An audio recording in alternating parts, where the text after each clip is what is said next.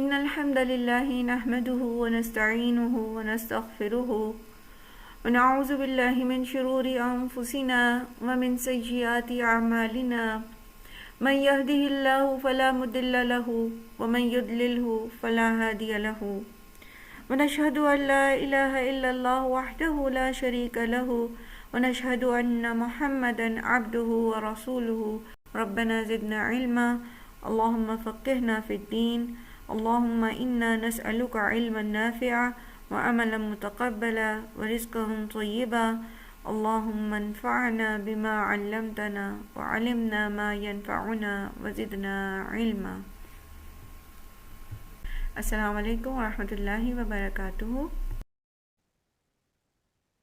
آج کا لیسن ہمارا سورہ مدثر ہم پڑھ رہے تھے، اور سورہ مدثر میں ہم نے آج پڑھنی ہے آیت نمبر 31 انشاءاللہ. اعوذ باللہ من الشیطان الرجیم بسم اللہ الرحمن الرحیم. وما جعلنا اصحاب النار، اور نہیں بنایا ہم نے نگران آگ کے الا ملائکہ مگر فرشتے. وما جعلنا عدتہم، اور نہیں بنایا ہم نے ان کی تعداد کو الا فتنتن مگر ایک فتنہ. للذین، ان لوگوں کے لیے کفروا جنہوں نے کفر کیا. لیستیقن الذین اوتوا الکتاب، تاکہ یقین کر لیں وہ جنہیں دی گئی کتاب. ویزداد الذین آمنوا، اور زیادہ ہو جائیں وہ جو ایمان لائے ہیں ایمانن اپنے ایمان میں. ولا یرتاب، اور نہ وہ شک کرے الذین، وہ لوگ جو اوتوا الکتاب جو کتاب دیے گئے، والمؤمنون اور مومن.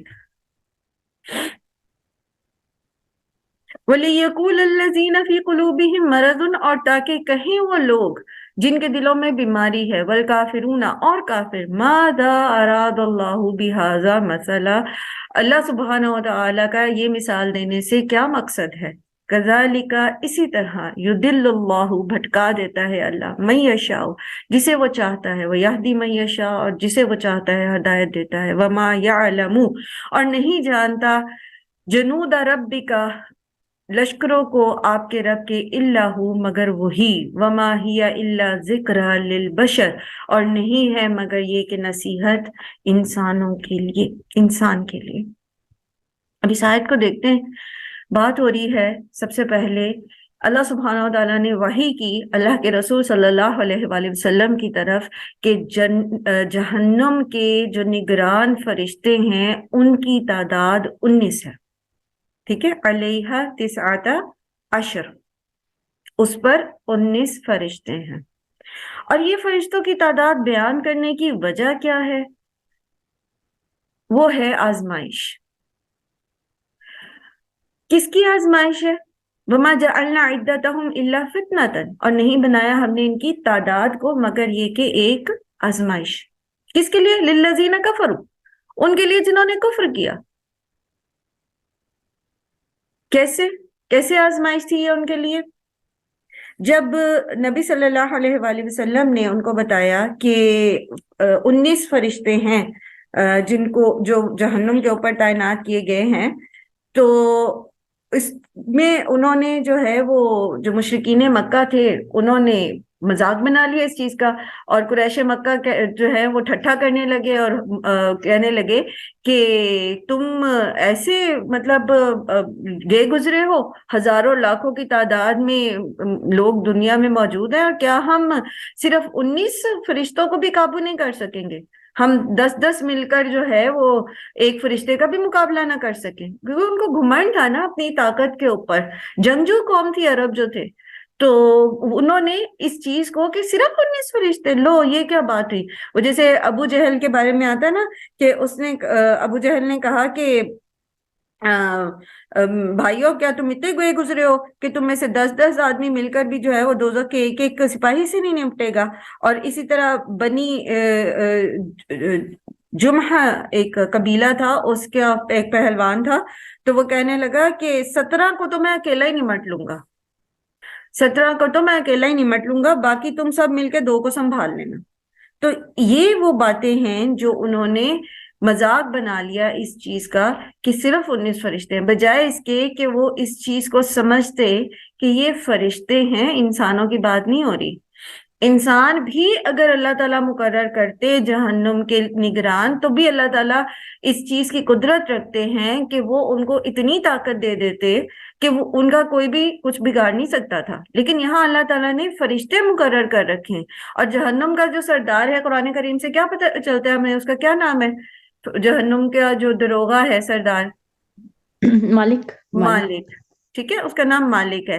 اور جس طرح کے جہنمیوں کے سائز کا ذکر آتا ہے روایات میں، کہ اللہ تعالیٰ کس طرح ان کے جسموں کو بڑا کر دیں گے تاکہ ان کا عذاب جو ہے وہ بہت بڑے مطلب شدت کے ساتھ وہ عذاب کو محسوس کر سکیں، کیونکہ ایک چھوٹا جسم ہوگا، چھوٹا سرفیس ایریا ہوگا تو اتنا ہی وہ عذاب کی تکلیف محسوس کرے گا. لیکن جتنا زیادہ اسکن کا سرفیس ایریا زیادہ ہوگا، جتنی زیادہ اس کی جسامت ہوگی، اتنا ہی زیادہ وہ زیادہ عذاب کو محسوس کرے گا.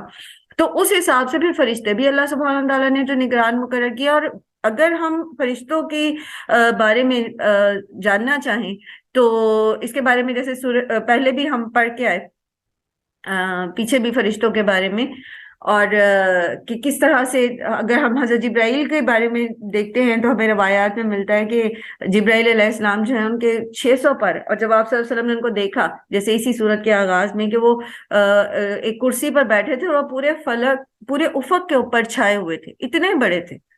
اور اسی طرح دیگر فرشتے ہیں. اور اللہ تعالیٰ نے فرمایا قرآن کریم میں کہ کسی کے 2 پر ہیں اور کسی کے 4 پر ہیں، اور کسی طرح سے ہے پروں والے بنائے ہم نے ان کو، جیسا چاہا بڑھایا، جیسا چاہا کم کیا، یعنی ان کے سائز جتنے چاہے مرضی بڑھائے. تو یہ گویا ان کے لیے ایک آزمائش تھی کہ وہ یہ بات سن کر کیا کرتے. تو کیا کیا انہوں نے؟ وہ اس آزمائش میں کیا ہوئے؟ فیل ہو گئے. اور دوسرا کس کی آزمائش تھی؟ لِيَسْتَيْقِنَ الَّذِينَ أُوتُوا الْكِتَابَ وَيَزْدَادَ الَّذِينَ آمَنُوا ایمانا، تاکہ یقین کر لے وہ جو دیے گئے کتاب اور زیادہ ہو جائیں وہ لوگ جو ایمان لائے، اور زیادہ ہو جائے ایمان لائے جو ایمان لائے ایمان میں. ٹھیک ہے، یعنی مومن اس چیز پر کو زیادہ جب سنیں گے تو ان کا ایمان بڑھے گا. ابھی میں اس طرف آتی ہوں کہ کیسے بڑھتا ہے. اور جن لوگوں کو کتاب دی گئی ہے وہ اس چیز کو جو ہے سنیں جب، تو وہ اس پر ایمان لیں کہ یہ محمد صلی اللہ علیہ وسلم اللہ کے سچے رسول ہیں. اچھا، اس کے بارے میں 2 طرح کی آراء ہیں. کچھ مفسرین نے یہ کہا ہے کہ یہ جو اہل کتاب کے یقین کرنے کی بات ہو رہی ہے، تو اہل کتاب کی کتابوں میں بھی جہنم کے فرشتوں کی تعداد جو ہے وہ 19 ہے. تو اس لیے کہا جا رہا ہے کہ وہ بھی یقین کر لیں کہ محمد صلی اللہ علیہ وسلم اگر یہ بات کہہ رہے ہیں تو یہ سچے نبی ہیں، قرآن اللہ کا کلام ہے. لیکن بعض مفسرین یہ کہتے ہیں کہ جب ریسرچ کیا ہے ہم نے تو ہمیں تو ایسی کوئی چیز نظر نہیں آئی کہ 19 فرشتے کہا جائے. اور اگر ان کی پہلے کتابوں میں تھی بھی اور بعد میں انہوں نے کیونکہ انہوں نے حذف جو بہت زیادہ کی ہیں کتاب میں سے چیزیں اہل کتاب نے، تو اگر پہلے موجود بھی تھی تب بھی اہل کتاب جو اس وقت بھی اور آج بھی ان کے نظریہ یہ ہے کہ محمد صلی اللہ علیہ وسلم نے انہی کی کتابوں سے کاپی کر کے تو قرآن بنا لیا ہے. تو وہ اس رائے کی بجائے یہ رائے دیتے ہیں کہ 19 فرشتوں کی بات کرنا اس وقت جبکہ لوگ آلریڈی نبی صلی اللہ علیہ وآلہ وسلم کی تعلیمات کو مذاق میں اڑا رہے تھے، سنجیدہ نہیں لے رہے تھے. کبھی ان کو مجنون ٹیگ کرتے تھے، کبھی ان کو کاہن، کبھی جادوگر، کبھی جھوٹا. تو اس وقت ایک عدد، ایگزیکٹ عدد بتانا کہ جہنم ہے اور پھر جہنم پہ 19 فرشتے بھی ہیں، تو یہ گویا وحی کو ایز اٹ از آگے پہنچا دینا یہ ایک نبی ہی کا کام ہو سکتا ہے. ورنہ جب ماحول ایسا ہو، جیسے ہم جب دین کے ابلاغ کی بات کرتے ہیں تو ہم یوزلی کیا کہتے ہیں کہ دیکھیں کہ ماحول کس طرح کا ہے اور ایکسیپٹنس کیسی ہے، اور اس طرح سے آپ اتنی بات کریں تاکہ لوگ اس کو ایکسیپٹ کر لیں. لیکن انبیاء کا معاملہ دوسرا ہوتا تھا. انبیاء کرام جو ہیں ان کے اوپر جو وحی آتی ہے انہوں نے اس کو ایز اٹ از بیان کرنا ہوتا ہے، یہ ان کا فریضہ ہوتا ہے.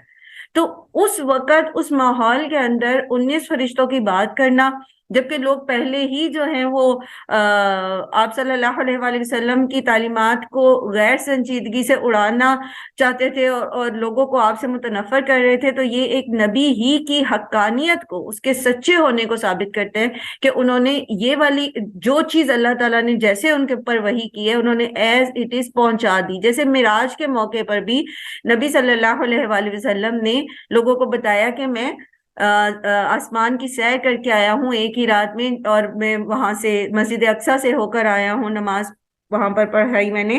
تو یہ ساری باتیں بھی بیسیکلی اگر کوئی اور شخص ہوتا تو وہ دوسروں کو نہ بتاتا کہ لوگ مجھے کیا کہیں گے، لوگ میرے بارے میں کیا رائے رکھیں گے، تو پہلے میری بات نہیں مان رہے۔ لیکن معجزہ ہے، اللہ تعالیٰ نے ان کو معراج کا جو ہے وہ کروائی، اور اسی طرح اللہ سبحانہ و تعالیٰ نے ان پر جو بھی وحی بھیجی، جو کچھ ان کو بتایا، انہوں نے ایز اٹ از وہ آگے پہنچایا۔ تو اہل کتاب کو یہ بات معلوم ہونی چاہیے، اور تھی بھی معلوم، کہ جو اللہ کے سچے نبی ہوتے ہیں ان پر جو وحی آتی ہے وہ ایز اٹ از آگے پہنچا دیتے۔ تو اس لیے یہاں پر ایک رائے مفسرین کی جو میں نے پہلے آپ کو بتا دی، کہ پہلے وہ کہتے ہیں کہ یہ ان کی کتابوں میں بھی جہنم کے جو نگران فرشتے ہیں ان کی تعداد 19 ہے۔ دوسری رائے یہ ہے کہ یہ بات بتانے میں جو حوصلہ اور جو ایک کمٹمنٹ شو ہو رہی ہے، وہ ایک نبی ہی کر سکتے۔ تو یہ نبی صلی اللہ علیہ وآلہ وسلم کے سچے ہونے پر، تاکہ ان کو یقین آ جائے کہ آپ صلی اللہ علیہ وآلہ وسلم اللہ کے سچے نبی ہیں، جنہوں نے اس طرح کے کروشل جو ایک مشکل وقت ہے اس میں بھی وہی جیسے ان کے اوپر آئی ایز اٹ از اس کو بیان کر دیا۔ اور پھر وَيَزْدَادَ الَّذِينَ آمَنُوا ایمانا، ایمان والوں کا ایمان کیسے بڑھتا ہے؟ تو بات دراصل یہ ہے کہ قرآن کریم سے یہ بات جو ہے یہ ہمیں بہت اچھے سے سمجھ آ جاتی ہے کہ مومن جو ہے ہر آزمائش کے موقع پر جب وہ اپنے ایمان کے ساتھ سچا رہتا ہے، جب بھی اس کے اوپر کوئی آزمائش آتی ہے، چاہے وہ طبعی آزمائش ہو یا وہ کسی قسم کی مالی آزمائش ہو یا اس طرح کی کوئی نفسیاتی آزمائش ہو، جب بھی کوئی آزمائش آتی ہے اور وہ حق کے ساتھ چمٹا رہتا ہے، سچ کے ساتھ چمٹا رہتا ہے، تو اس کا ایمان بڑھ جاتا ہے۔ ٹھیک ہے، ہم پہلے بھی پڑھ کے آئے نا کہ ایمان اور عمل صالح جو ہیں یہ راست تناسب میں ہیں، ڈائریکٹ پروپورشن میں ہیں۔ تو فتنے میں، آزمائش میں کامیاب ہو جانا بھی تو نیک عمل ہے نا۔ اب اس کی مثال میں آپ کو کیسے سمجھاؤں؟ ابھی جیسے انہوں نے سوال کیا تھا، یہ جو بدعات مختلف ہوتی ہیں معاشرے میں، تو جب آپ کو نہیں پتا تھا اگر کسی کو، اور ہم وہ کام کر رہے تھے، ٹھیک ہے، ہم اس کو نیکی سمجھ کے کر رہے تھے، اب آزمائش آ گئی آپ کے سامنے، آپ کو پتہ لگ گیا کہ یہ کیا چیز صحیح ہے اور کیا غلط، اب آپ آزمائے جا رہے نا۔ پچھلی زندگی کے سمجھ لیجئے 8 10 12 15 20 سال سے ایک کام کر رہے تھے، اب آپ کو پتہ لگ گیا یہ کام درست نہیں ہے، اب یہ آزمائش ہے، آپ اس کو چھوڑ دیتے ہیں یا پھر اپنے اسی روایت کے ساتھ چمٹے رہتے ہیں۔ تو جب مومن حق کے ساتھ چمٹ جاتا ہے اور دوسری طرف وہ اپنی جس چیز سے آزمایا گیا ہے اس کو چھوڑتا ہے، علم کا ساتھ دیتا ہے، حق کا ساتھ دیتا ہے، تو پھر وہ اپنے ایمان میں بڑھ جاتا ہے، اس کا ایمان خود بخود بڑھ جاتا ہے۔ اور یہاں پر دیکھیے کہ مومن جو تھے انہوں نے آمنا و صدقنا، ہم ایمان لائے اور ہم نے تصدیق کی۔ جیسے حضرت ابوبکر صدیق کے پاس جب ابو جہل گیا تھا معراج کے موقع پہ، جب نبی صلی اللہ علیہ وسلم نے بیان کیا، تو اس نے کہا کہ کیا تم دیکھو تمہارے صاحب کو، تمہارے ساتھی کو، کہ وہ ایسی اور ایسی بات کرتا ہے۔ تو حضرت ابوبکر صدیق نے صاف کہا کہ دیکھو اگر انہوں نے کہا ہے نا، محمد صلی اللہ علیہ وسلم نے یہ کہا ہے، تو میں اس پر ایمان لایا اور میں نے اس کی تصدیق کی، کیونکہ میں اس سے زیادہ بڑی چیز کی تصدیق کرتا ہوں کہ ان کے پاس ایک فرشتہ آتا ہے جو اللہ کا پیغام ان کو سناتا ہے۔ تبھی حضرت ابوبکر کا لقب جو ہے وہ صدیق پڑ گیا تھا، وہ انہوں نے تصدیق کی اس چیز کی۔ تو یہاں بھی ایمان والوں کا ایک امتحان تھا۔ اب آپ اس جگہ پر اپنے آپ کو لے کر جائیں اور تصور کریں کہ ہر طرف سے شکوک و شبہات پیدا کیے جا رہے ہیں لوگوں کے پیچھے۔ آپ نے پڑھا نا یہ اسی سورہ میں کہ کس طرح وہ جمع ہو گئے اور انہوں نے پروپیگنڈا اپنا جو ہے اس کو ڈیزائن کر رہے تھے کہ ہم کیسے لوگوں کو، حاجیوں کو متنفر کریں محمد صلی اللہ علیہ وسلم کی تعلیمات سے اور ان کے پیغام سے اور ان کی ذات سے۔ تو ایک شک و شبے والا ایک ماحول بنا ہوا تھا، ایک ہر طرف سے لوگ نگیٹ کر رہے تھے نبی صلی اللہ علیہ وآلہ وسلم کی تعلیمات کو۔ ایسے میں جو ایمان والے تھے ان کا ایک ان کی آزمائش تھی کہ وہ اپنے رسول کا، اپنے رب کا کے رستے پر قائم رہتے ہیں، اپنے رسول صلی اللہ علیہ وسلم کا ساتھ دیتے ہیں یا وہ ایمان سے ہٹ جاتے ہیں۔ تو جو سچے ایمان والے ہوتے ہیں، جو سچے ایمان والے ہوتے ہیں، وہ ان کا طریقہ کیا ہوتا ہے؟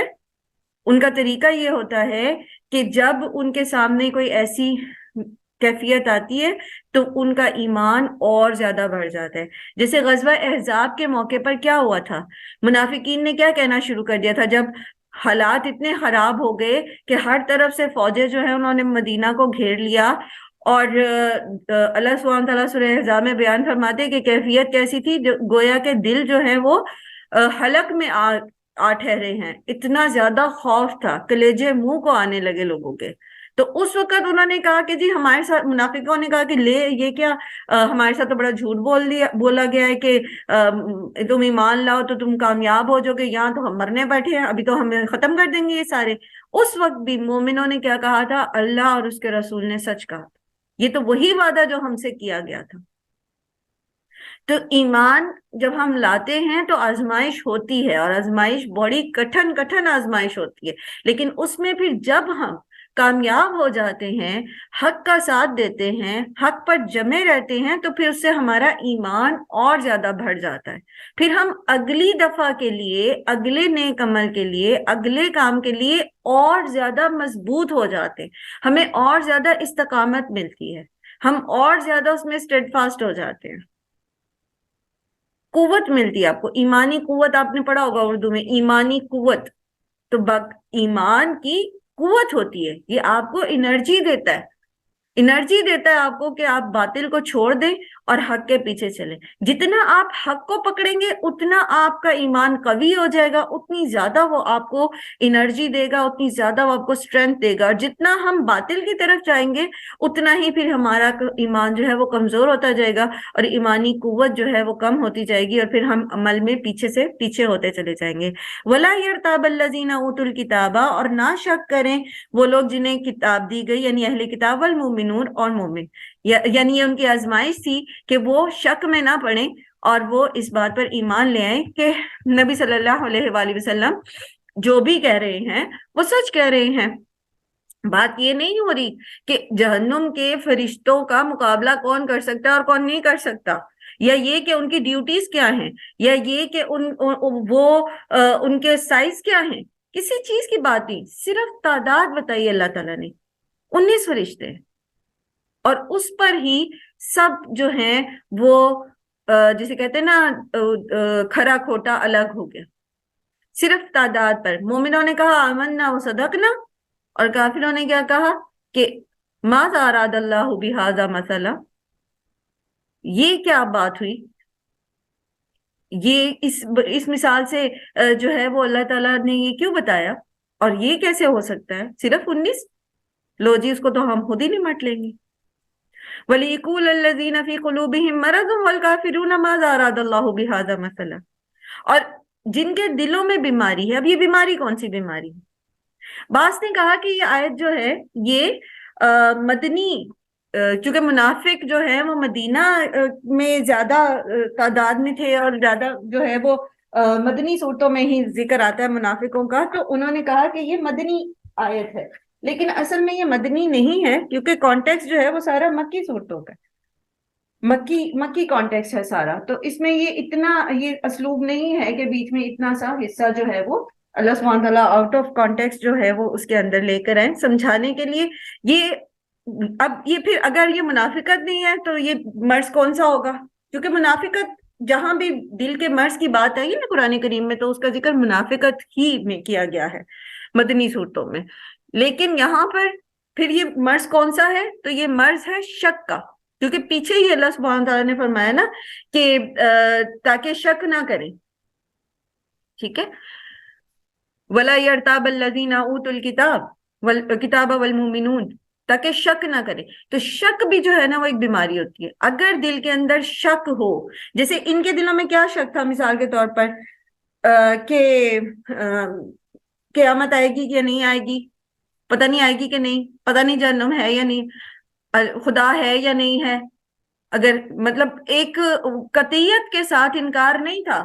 وہ جیسے کہتے ہیں نا آخرت کا انکار کرتے تو پہلے کہتے ہیں کہ جی اچھا اگر ہمیں ہڈیاں چورا چورا ہو گئیں تو کیسے اٹھائے جائیں گے، پھر کہتے ہیں اچھا اگر قیامت قائم ہوئی تو بھی اللہ تعالیٰ ہمیں ایسے ہی نوازیں گے جیسے دنیا میں نوازا ہوا ہے. تو ایک شک کی کیفیت تھی. تو جب دلوں کے اندر شک ہوتا ہے تو انسان جو ہے اس کو قرآن کی حکمتیں سمجھ نہیں آتی.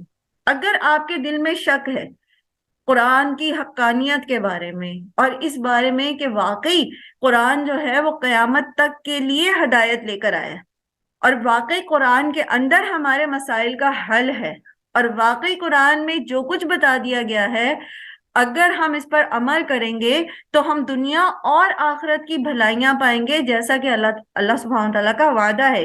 اللہ سبحانہ تعالیٰ نے قرآن کریم میں فرمایا نا کہ اگر یہ تورات اور انجیل کو اسی طرح نافذ کرتے تو آسمان سے بھی ان کے اوپر رزق برستا اور زمین بھی ان کے لیے رزق کو اگلتی. ٹھیک ہے، تو قرآن کریم بھی قرآن کریم کے لیے بھی یہی وعدہ ہے کہ اگر آپ قرآن کو اپنی زندگیوں میں نافذ کرتے ہیں انفرادی بھی اور اجتماعی بھی تو پھر آپ کے اوپر آسمان سے بھی رزق اترے گا اور زمین بھی رزق اگلے گی. لیکن ہمیں شک ہے، ہم قرآن کو نافذ نہیں کرتے، نہ ہم اپنی انفرادی زندگیوں میں کرتے نہ ہم اپنی اجتماعی زندگیوں میں قرآن کو نافذ کرتے. تو اگر ہمیں شک ہے نا اس میں اور ہمارا ایمان نہیں ہے، ہمارا ایمان کمزور ہے، ہم سب جتنے بھی لوگ موجود ہیں کلاس میں اور جتنے بھی لوگوں کے ساتھ آپ کا میل جول ہے مسلمان ہیں، مسلمان گھروں میں پیدا ہوئے، ہم سب کہتے ہیں کہ ہم اللہ پر ایمان لاتے ہیں، اللہ کی کتابوں پر ایمان لاتے ہیں، فرشتوں پر ایمان لاتے ہیں. یہ ہمارا ایمان مفصل اور ایمان مجمل جو ہے ہمیں یاد کروایا جاتا ہے باقاعدہ. ایسے ہی ہے نا؟ لیکن کیسا ایمان ہے یہ ہمارا قرآن پر کہ ہمارا انفرادی زندگیوں میں ہی ہمارے قرآن شامل نہیں ہے. ہمیں پتہ ہی نہیں ہے کہ قرآن میں ہے کیا، اور پتہ لگ جانے کے بعد بھی ہم قرآن پر عمل نہیں کرتے، اس کو اپنی زندگی میں شامل نہیں کرتے، اس کو کامیابی کا ذریعہ نہیں سمجھتے، پھر بھی ہم شک میں مبتلا رہتے اور ان رستوں پر چلتے ہیں، ان ریسورسز کے اوپر زیادہ یقین کرتے ہیں جو ہمیں سائنٹیفکلی پروو کر کے دکھاتے ہیں یا پھر جو دنیا کا چلن ہوتا ہے. اس کا مطلب کیا ہے کہ ہمارے دل میں شک ہے کہ جو اس میں لکھا ہے وہ پتہ نہیں صحیح ہے کہ نہیں. اگر میں معاف کر دوں یا اگر میں صبر کروں یا اگر میں اللہ کے احکامات کو نافذ کروں، وہ جیسے ہماری ہی ایک سیاست دان ہوا کرتی تھی تو ان سے کسی نے کہا کہ کیا جب آپ آ جائیں گی وزارت عظمیٰ میں تو آپ نافذ کریں گی شریعت کو پاکستان میں؟ تو انہوں نے کہا کہ اگر میں اپنی قوم کو دوبارہ غاروں کے زمانے میں نہیں لے جا سکتی. یہ آن ریکارڈ الفاظ موجود ہیں. تو اگر ہمارا قرآن کے بارے میں یہ خیال ہے کہ یہ کوئی غاروں کے زمانے کی چیز ہے اور یہ پتھر کے دور کی اس کے اندر احکامات ہیں تو پھر ہمارے دل میں شک ہے نا قرآن کے بارے میں، پھر ہمیں ہدایت تو نہیں ملے گی. یہی تو اللہ تعالیٰ فرمائے کذالک یضل اللہ من یشاء ویہدی من یشاء. یہ جو کہا جا رہا ہے نا کہ اللہ بھٹکا دیتا ہے جسے چاہتا ہے اور ہدایت دیتا ہے جسے چاہتا ہے، تو اس کا مطلب یہ نہیں کہ رینڈملی اللہ تعالیٰ نے کسی کو ہدایت دے دی اور وہ ایمان لے آیا اس پر اور اس نے آمنا و صدقنا کہہ دیا، اور کسی کو رینڈملی کہہ دیا کہ نہیں اس کو سمجھ نہیں آنی اور اس نے اس چیز کا مذاق بنا لیا. سورہ بقرہ میں بھی ہم نے یہ پڑھا تھا نا کہ اس قرآن میں جو ان اللہ لا یستحیی ان یضرب مثلا ما بعودۃ وما فوقها فاما الذین آمنوا فیقولون فاما الذین آمنوا، ایک منٹ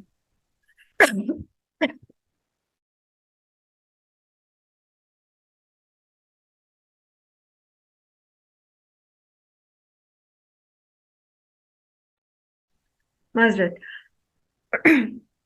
تو اس میں بھی اللہ تعالیٰ یہ فرماتے ہیں نا کہ فَأَمَّا الَّذِينَ آمَنُوا فَيَعْلَمُونَ أَنَّهُ الْحَقُّ مِن رَبِّهِمْ وَأَمَّا الَّذِينَ كَفَرُوا فَيَقُولُونَ مَاذَا أَرَادَ اللَّهُ بِهَذَا مَثَلًا يُضِلُّ بِهِ كَثِيرًا وَيَهْدِي بِهِ كَثِيرًا وَمَا يُضِلُّ بِهِ إِلَّا الْفَاسِقُونَ۔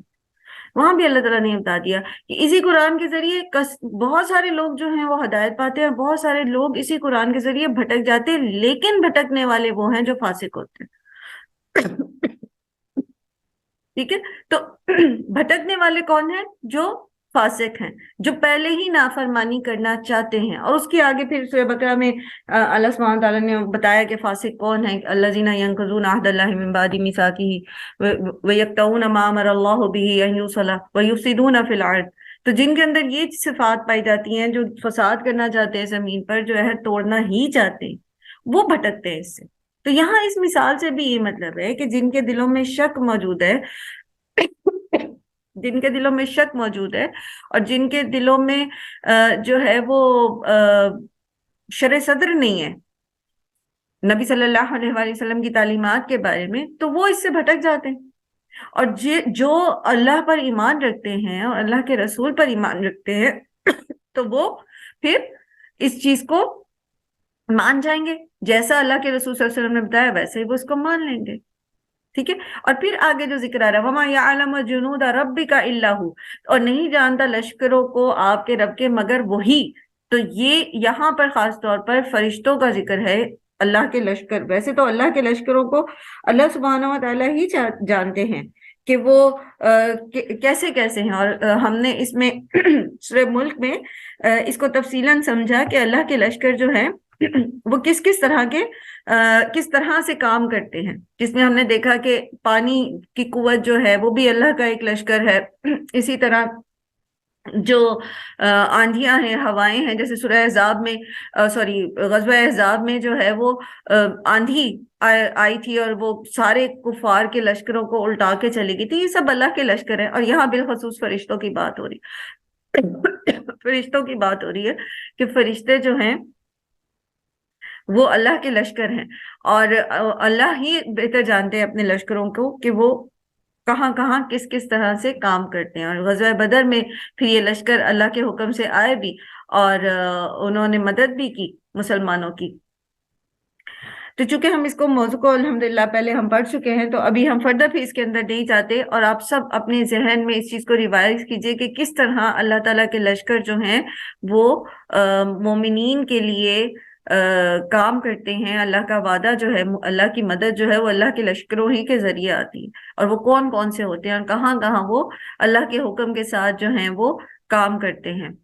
وَمَا هِيَ إِلَّا ذِكْرَى لِلْبَشَرِ، اور نہیں یہ ہے مگر یہ کہ نصیحت اللہ ہی کی انسان کے لیے۔ یہ نصیحت جو ہے، ابھی کس چیز کی طرف اشارہ ہے؟ قرآن کریم کی طرف۔ ٹھیک ہے، کہ یہ قرآن جو ہے یہ لوگوں کو کی نصیحت کے لیے اتارا گیا ہے، اس چیز کے لیے اتارا گیا ہے کہ وہ اس دنیا میں ہی اپنے آپ کو ان گناہوں سے بچا لیں جو ان کو جہنم میں لے جانے کا سبب بن سکتے، جیسا کہ سورہ کے بالکل ابتدا میں کہا گیا کہ قم فانذر۔ ٹھیک ہے، لوگوں کو ڈرائیں، برے انجام سے ڈرائیں۔ یہاں پر جو ہے انذار کی بات ہے، ٹھیک ہے، پہلے آغاز میں انذار کی بات ہے، اور یہاں پر نصیحت کہا جا رہا ہے الا ذکر للبشر۔ تو نصیحت جو ہے اس کے اندر قرآن کریم نے جو ہمیں حکمت سکھائی کسی کو بھی نصیحت کرنے کی، اور وہ یہ ہے کہ اس کے اندر انذار بھی ہوتا ہے اور تبشیر بھی ہوتی ہے۔ ٹھیک ہے، لوگوں کو برے کاموں کے انجام سے ڈرانا اور ان کو نیکی کے لیے موٹیویٹ کرنا، اور اس نیکی کے لیے پر عمل کرنے کے لیے ان کو بتانا کہ اس کا کتنا بڑا اجر ہے۔ تو اس میں بھی اعتدال ہونا چاہیے، ابلاغ میں، لوگوں تک اللہ کا پیغام پہنچانے میں بھی ہمیں اللہ ہی کی سنت کو تھامنا چاہیے۔ اور اللہ کی سنت کیا ہے؟ قرآن کریم میں اللہ سبحانہ تعالیٰ نے نصیحت جو قرآن کے ذریعے کی ہے اس میں انذار بھی ہے اور تبشیر بھی ہے۔ نہ تو آپ لوگوں کو اتنا ڈرا دیں کہ وہ صراط مستقیم سے ہٹ جائیں، اور نہ لوگوں کو اتنی خوشخبری دیں، اتنی ان کو بڑے بڑے جو ہیں وہ، جیسے ہم پڑھ رہے تھے نا کہ موضوع احادیث جو ہوتی ہیں بیسیکلی اس کے اندر بہت چھوٹے سے کام کے بہت بڑے بڑے اجر ہوتے ہیں، تو اس سے بجائے اس کے کہ لوگوں کو نیکی کی موٹیویشن ملے، وہ بھی صراط مستقیم سے ہٹ جاتے ہیں، پھر وہ صحیح چیز سے ہٹ جاتے ہیں، اصل راستے سے ہٹ جاتے ہیں۔ تو اعتدال میں قرآن جو ہے وہ نصیحت ہے انسان کے لیے، اور انسان کو پیدا کیا ہے اللہ تعالیٰ نے، اور اللہ تعالیٰ خالق ہیں، وہ انسان کی فطرت اور نفسیات کو بہترین طریقے سے سمجھتے ہیں۔ تو انہوں نے جس طریقے سے ہمیں سمجھایا ہے کہ اس میں انذار بھی ہے اور تبشیر بھی ہے، تو دونوں طریقے کو اعتدال میں رکھ کے قرآن کا پیغام جب ہم دوسروں تک پہنچائیں گے، اور قرآن ہی کے الفاظ کو اگر ہم قرآن ہی کے ذریعے بتا سکے تو وہ زیادہ بہتر ہے بنسبت اس کے کہ ہم اپنے الفاظ کے ذریعے کسی کو سمجھائیں۔ تو یہ قرآن جو ہے یہ سراسر نصیحت ہے، لیکن کس پر اثر کرے گی؟ اسی پہ جس کے دل میں شک نہیں ہوگا، اسی پر یہ نصیحت اثر کرے گی جو اس سے ہدایت لینا چاہے گا۔ ذالک الکتاب لا ریب فیہ ھدی للمتقین، ٹھیک ہے، ہدایت ہے لیکن اس کے لیے جس کے دل میں اللہ کا خوف ہے، جو اللہ کو بغیر دیکھے، یؤمنون بالغیب، بغیر اللہ کو دیکھے اللہ پر ایمان رکھتا ہے، اللہ کو پہچانتا ہے، اس کو ہدایت ملے گی قرآن سے۔ وہ پھر قرآن سے حکمت بھی سیکھے گا، اپنی زندگی کے مسائل کا حل بھی سیکھے گا، اس سے دنیا اور آخرت سنوار لے گا اپنی۔ لیکن جو شک میں پڑا رہے گا، جو اس کی حکمتوں کو سیکھنا نہیں چاہتا، اور جو صرف بس اتنا ہی چاہتا ہے کہ ٹھیک ہے میرا ناظرہ سیدھا ہو جائے، اس کا ناظرہ سیدھا ہو جائے گا۔ جو صرف یہ چاہتا ہے کہ مجھے اتنا اور اتنی دفعہ میں قرآن کو پڑھ لوں اور اتنی نیکیاں مجھے مل جائیں، تو وہ ایک حرف کے بدلے 10 نیکیاں ہیں، وہ اللہ کا وعدہ ہے، وہ آپ کو ملیں گی۔ لیکن جو اس کا مقصد ہے ہدایت کا حصول اور دنیا اور آخرت میں بڑے درجات لینے کا ذریعہ نصیحت، وہ نہیں ہمیں ملے گی۔ تو اگر ہم اس کو اس نظر سے پڑھیں گے کہ ہم اس سے نصیحت حاصل کریں، اس سے حکمت سیکھیں، اس کے ذریعے اللہ کا پیغام دوسروں تک پہنچائیں، حق اور سچ کو سمجھ سکیں، تو وہ ہمیں اس سے یہ ہدایت بھی ملے گی انشاءاللہ۔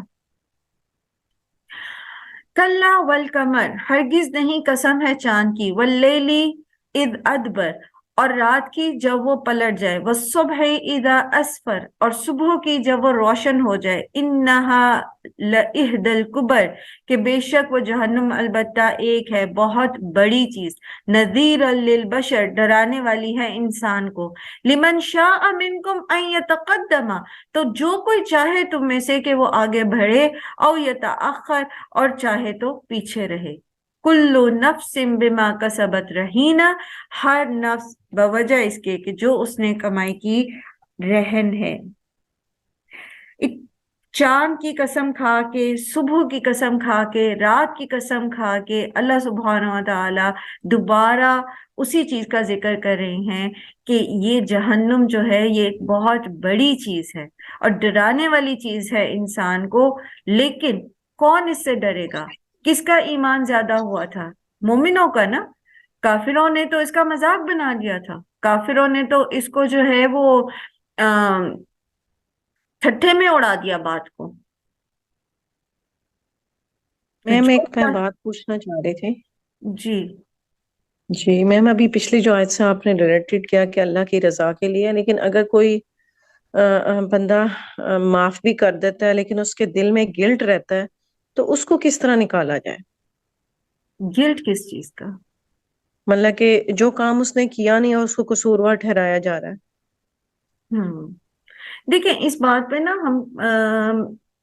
میں آپ کو ایک کلیہ بتا دیتی ہوں، ٹھیک ہے؟ انفرادی طور پر اگر کوئی آپ پر غلط الزام لگاتا ہے اور آپ کو لگتا ہے کہ یہ ایک شخصی وار ہے، ٹھیک ہے، آپ کی شخصیت پر ایک وار ہے اور اس سے دوسرے متاثر نہیں ہو رہے، دوسروں کو نقصان نہیں پہنچ رہا، تو آپ سمپل معاف کر دیں اور اللہ سے معافی کی توقع رکھیں۔ اللہ تعالیٰ ہمارے بھی بہت سارے ایسے گناہوں کو معاف کر دے گا اس بدلے میں۔ اور دل میں گرج نہ رکھیں، کینہ نہ رکھیں کہ میرے اوپر غلط الزام لگایا. اب آپ دیکھیے خود نبی صلی اللہ علیہ وآلہ وسلم پر، اسی طرح صحابہ کرام پر، اسی طرح سلف صالحین میں جنہوں نے حق کی آواز بلند کی، لوگوں نے ان کے اوپر یہ الزام لگایا کہ یہ تو کوئی اپنی، ایون آج کے دور میں بھی جب کلمہ حق کوئی بلند کرتا ہے تو لوگ یہی الزام لگاتے ہیں کہ نہیں، اس کے پیچھے اس کا اپنا کوئی دنیاوی فائدہ ہوگا، یہ تو اپنی سیلف پروجیکشن چاہتا ہے، یہ تو اپنی جو اسکول آف تھاٹ ہے، اپنا جو مکتبہ فکر ہے، اس کی پروجیکشن چاہتا ہے، یا یہ کہ وہ آپ کی ذاتی زندگی میں سے کوئی خرابیاں چن چن کے کوئی بات دیکھ کر تو وہ پروپیگنڈا کرنا شروع کر دیں گے لوگ، حالانکہ آپ کا وہ مقصد نہیں ہوگا، یا لیکن وہ اس کو الزام بنا دیں گے. تو جہاں تک شخصی تعلق ہوتا ہے تو اس میں تو آپ بہت کھلے دل سے جو ہے نا معاف کریں اور اللہ سے امید رکھیں کہ وہ آپ کو معاف کر دے گا. لیکن جہاں ایسا کوئی الزام آپ کے اوپر لگایا جا رہا ہے جو دوسروں کو بھی متاثر کر رہا ہے، مثال کے طور پر مالی کسی نے کوئی غبن کا الزام لگا دیا، تو اس میں پھر ڈیفینیٹلی آپ کو کلیریفیکیشن بھی دینی پڑتی ہے. اس میں آپ کلیریفائی کر دیں، اپنی حد تک بتا دیں کہ یہ میں نے نہیں کیا اور یہ اس کے دلائل ہیں اور یہ اس کے ثبوت ہیں، اس کے بعد آپ معاملہ اللہ پہ چھوڑ دیں. معاف کر دیں، بہت اچھی بات ہے، نہیں بھی معاف کرتے تو بدلہ لینے کا آپ کو حق ہے. ٹھیک ہے، سمجھ آئی جزاک بات؟ اللہ. جی. ہاں جی، جزاک اللہ. اصل میں ہوتا پتہ کیا ہے، جب ہم چیزوں کو بہت زیادہ پرسنل لیتے نا ہر معاملے میں، اس نے مجھے یہ کہہ دیا، اس نے مجھے وہ کہہ دیا، زیادہ تر ہمارے مسائل یہی ہوتے. آپ دیکھیں جتنے بھی بڑے لوگ ہیں جو بڑے بڑے کام دنیا میں کر گئے، ان کے خلاف کتنا پروپیگنڈا ہوتا ہے، لیکن آپ کو کبھی بھی شاذ ہی ہوگا کہ کسی نے پرسنلی خود اس کو کہا ہو کہ نہیں جی یہ بات ایسے نہیں ہے ویسے نہیں.